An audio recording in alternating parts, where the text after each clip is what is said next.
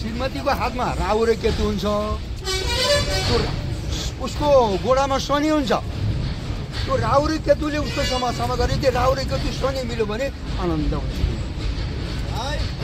विष्णु लक्ष्मी, विष्णु भगवान विष्णुकी श्रीमती लक्ष्मी, लक्ष्मीले कहिले पनि विष्णुको पाउ मोल्न छोडिनन्।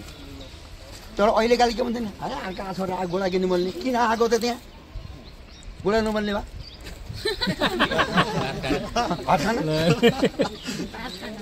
होइन र, नरिसाउनुहोस् है, म त सत्य कुरो गरेर आउँछु है यहाँ। कोही अनि रिस उठ्छ भने नसुन्दा राम्रै हुन्छ।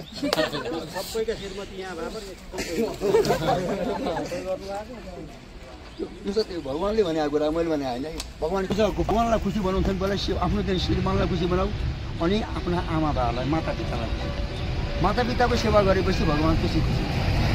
सासू छोरा त आमा एउटै बराबर हो नि, एउटै हो।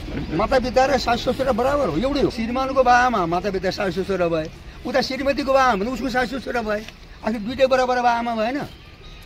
के अरे त्यो मन्दिरमा केला जान पर्यो, त्यो फल पाउने भए घरै श्रीमानलाई मन्दिरमा गएर जल चढाउन आवश्यक छैन।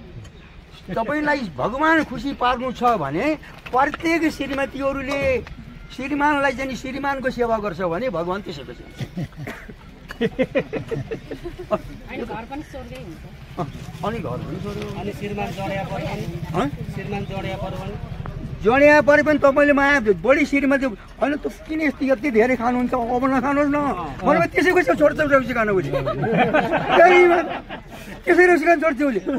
आज पनि घिचिया छ, भोलि पनि घिचिया छ, गरेर गरेर जा मलाई गाली गर्न थालेपछि लौट त्यसो फेरि थप्छ त्यही माथि, अर्को थप्छ।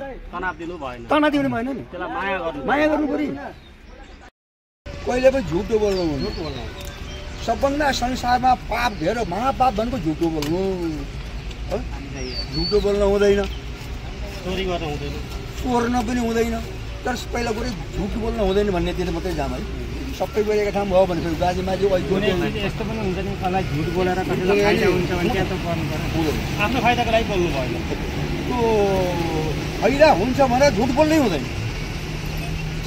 राजा यो युधिष्ठिरले सानो आफ्नो व्यक्तिगत फाइदाको लागि अस्वस्थमा हतो नरवा कुञ्जरवा अस्वस्थमा हतो उनले जानेका थिए कि त्यहाँदेखि पक्का चाहिँ हात्ती यो मरेको भनेर।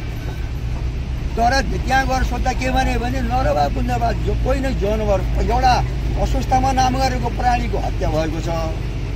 तर त्यो या नर या मान्छे हो या कुनै जनावर हो त्यो मलाई थाहा भएन भन्नुभयो, झुट बोल्नु भएन।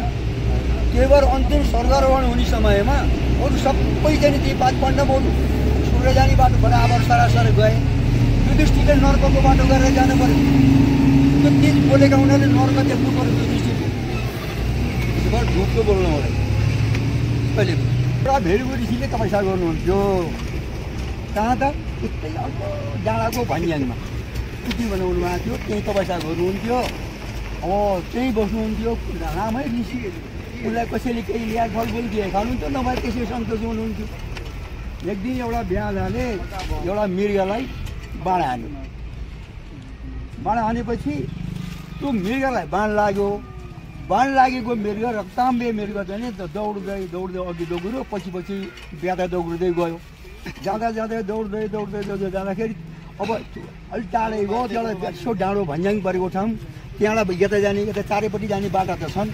त्यो मृग दौड्दै गएर त्यही ऋषिको कुटीभित्र खुस्छ बस्यो। यसरी बाहिर पिँढीमा ऋषि बस्नु भएको थियो, मृग दौड्दै गएर कुटीभित्र पस्यो। त्यसपछि एकछिनपछि त्यो ब्यादा दौड्दै त्यहीँ पुग्यो। अनि उसले सोधे ऋषि हो नि झुटो बोल्दैनन्, अब यिनले झुटो नबोल्दा यिनलाई सोध्छ। ऋषि भएर एउटा मृग यहाँ घायल मृग आएको थियो, हजुरले कता गयो देख्नुभएको थियो कि भनेर सोध्यो ब्यादाले। ऋषिले के भने यसो सोध्यो, अब सत्य बोले त्यो मृगमा आर्छ त्यसले, अब झुटो बोल्न पनि हुँदैन। सोध्नुभयो, ए बाबु मलाई नसोधा यो कुरो, जसले देख्यो त्यो बोल्दैन, जो बोल्छ उसले देखेको छैन। बुझ्नु बुझ्दैन, जसले देख्यो त्यो बोल्दैन, आँखाले देखेको त आँखा त बोल्दैन, बोल्ने मुख हो, मुखले देखेको त होइन फेरि। त्यसैले जसले देख्यो त्यो बोल्दैन, जसले बोल्छ उसले देखेको छैन। यो कुरो मसित उत्तर छैन। तिमी आफ्नो बाटो समात भने यता मृग पनि बच्यो उनी झुट पनि भएन बिहारा गयो भन्ने समयको कथा छ गायन वर्णन गरी हराएन बोलो नारायण कष्टाणी दुराचार भई गरेना छन् सब पाप अनेक तरहका निजका मतीमा गई साँचो बात गराइन कोही अरूकै गर्नन् ती निन्दा पनि अर्काको धन खानलाई अभिलाष गर्नन् असल हो भने कोही जन्त परस्त्रीमा रत हुनन् कोही त हिंसामा देहैलाई त आत्मजानी रहनन् नास्तिक पशु नै यहाँ मैले अरू व्याख्या गरेर भन्नु पर्ला र बुझ्दै होइन बुझिएन त्यो त प्रष्टै भयो नि भएन